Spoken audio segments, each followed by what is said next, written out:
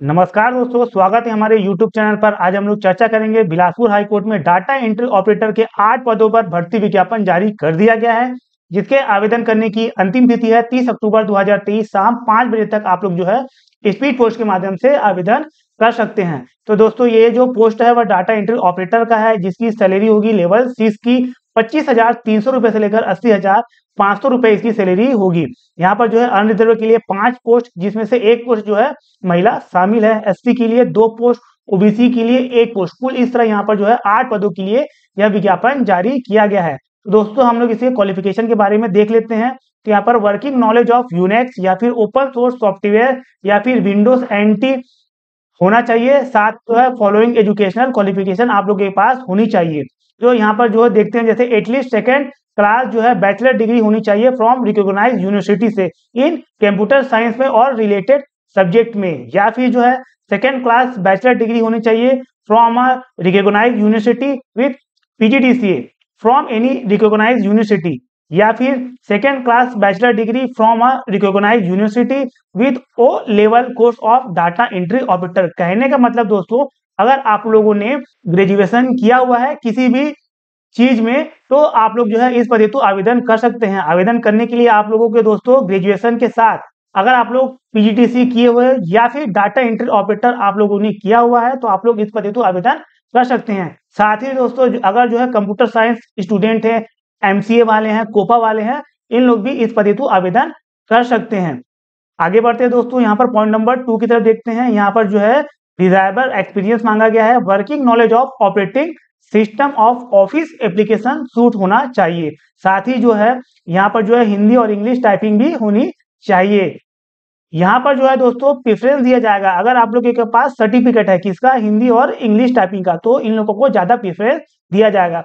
दोस्तों, मैं आप लोगों को यहाँ पर जो है इसकी योग्यता के बारे में एक बार और बता दूं। यहाँ पर जो है अगर आप लोगों ने 3 साल का ग्रेजुएशन किया हुआ है, साथ ही आप लोग जो है या फिर पीजीडी से किए हुए हो या फिर डाटा एंट्री ऑपरेटर, तो आप लोग इस पर हेतु आवेदन कर सकते हैं। या फिर आप लोग जो है 3 साल का ग्रेजुएशन किया हुआ है, अगर आप लोगों ने कंप्यूटर साइंस में किया हुआ है, तो आप लोग जो है इस पद हेतु जो है आवेदन आप लोग कर सकते हैं। आगे बढ़ते हैं दोस्तों, यह जो वैकेंसी है इसकी जो संख्या में कमी या वृद्धि जो है की जा सकती हुई है इसके पोस्ट में।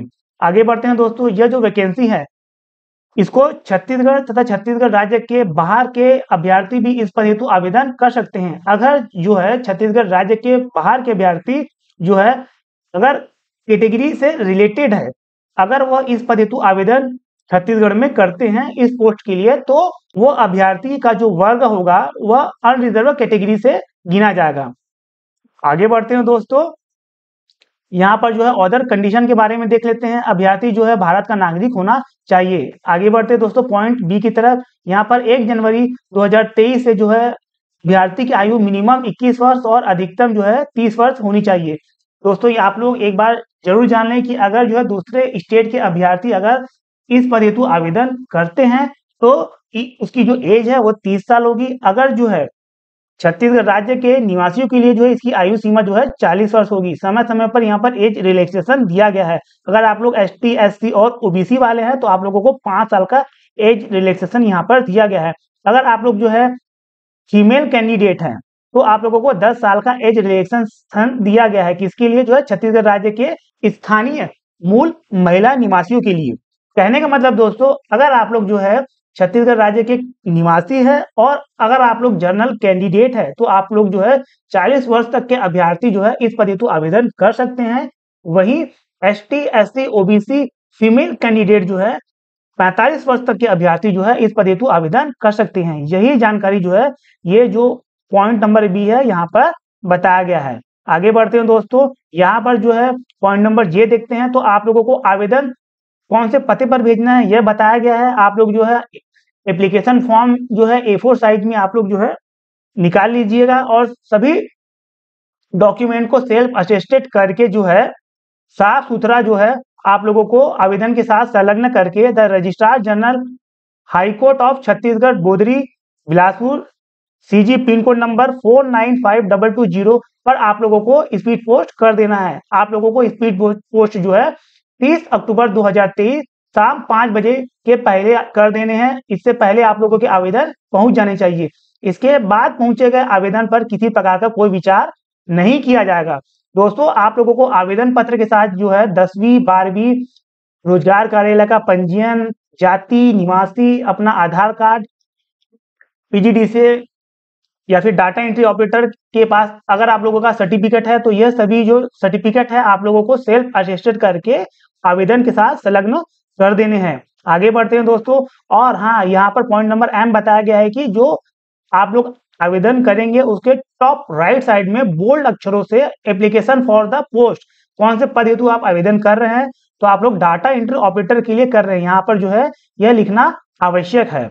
आगे बढ़ते हैं दोस्तों। यहाँ पर जो है पॉइंट नंबर टी देखते हैं। सिलेक्शन प्रोसेस के बारे में बताया गया है कि किस तरह से सिलेक्शन होगा। तो यहाँ पर जो है बेसिस ऑफ एग्जामिनेशन एग्जाम लिया जाएगा, फेज 1 और फेज 2। फेज 1 में रिटर्न टेस्ट होगा, फेज 2 में यहाँ पर स्किल टेस्ट आप लोगों से लिया जाएगा। तो हम लोग फेज 1 रिटर्न टेस्ट के बारे में देखते हैं। यहाँ पर जो है 50 क्वेश्चन लिया जाएगा, मल्टीपल चॉइस क्वेश्चन होगा, 50 मार्क्स के होंगे। यहाँ पर जो है एक क्वेश्चन के आंसर, यहाँ पर एक क्वेश्चन 1 मार्क्स का होगा। यहाँ पर दोस्तों कितने समय का होगा ये यहाँ पर नहीं बताया गया है।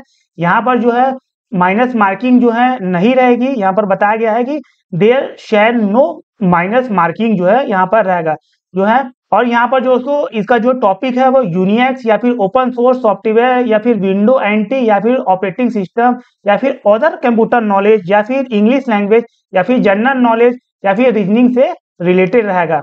दोस्तों आप लोगों को रिटर्न टेस्ट पास करने के लिए मिनिमम 50 मार्क्स में से 20 मार्क्स आप लोगों को लाने ही होंगे, तब दोस्तों आप लोग जो है फेज 1 जो है एग्जाम जो है क्लियर कर लेंगे। इसके बाद दोस्तों आप लोग जो है फेज 2 में जाएंगे।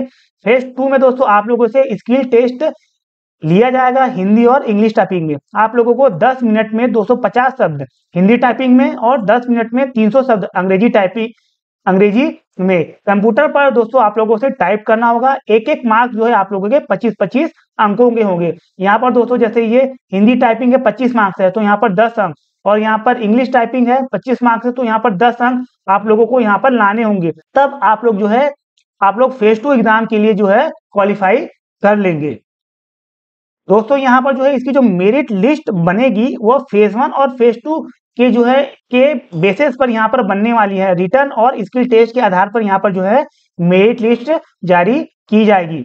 यहाँ पर दोस्तों अधिक जानकारी के लिए इसकी ऑफिशियली वेबसाइट highcourt.cg.gov पर इन पर आप लोग देख सकते हैं। इसका जो पीडीएफ है आप हमारे यूट्यूब के डिस्क्रिप्शन बॉक्स या फिर देवांगन जी क्लासेस हमारे टेलीग्राम चैनल पर भी जाकर आप लोग प्राप्त कर सकते हैं। ये इसका परफॉर्मा है डाटा एंट्री ऑपरेटर का। दोस्तों यहाँ पर आप लोगों को पासपोर्ट साइज का रंगीन फोटो आप लोगों को लगाना है। यहाँ पर आप लोगों को अपना नाम लिखना है हिंदी में, यहाँ पर इंग्लिश के कैपिटल लेटर पर, यहाँ पर आपके पिताजी का नाम, डेट ऑफ बर्थ, यहाँ पर एज आप लोगों को लिखने हैं। 1/1/2023 की तारीख में आप लोग का जो एज है इतना है। यहाँ पर दोस्तों आपको 10वीं 12वीं graduation, post graduation, computer and other जो है इसकी जो शैक्षणिक योग्यता का जो है आप लोगों को यहाँ पर जो है कौन सी यूनिवर्सिटी से आप लोगों ने पास किया हुआ है, कौन से ईयर में, और आपका परसेंटेज कितना है, ये सब आप लोगों को फुलफिल करना है। और यही सारे डॉक्यूमेंट को सेल्फ अटेस्टेड करके आवेदन पत्र के साथ आप लोगों को भेजना है।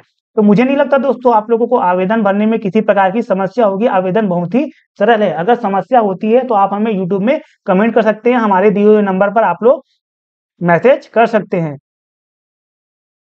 तो दोस्तों आज के लिए इतना ही। अगर ये वीडियो अच्छी लगे तो प्लीज लाइक शेयर सब्सक्राइब जरूर कीजिएगा। इस वीडियो को लास्ट तक देखने के लिए दोस्तों आप लोगों का बहुत बहुत धन्यवाद। ये वीडियो ज्यादा से ज्यादा लोगों तक पहुंचाया दोस्तों, ताकि जो छत्तीसगढ़ में बेरोजगार है उनको भी जो है रोजगार का अवसर मिले।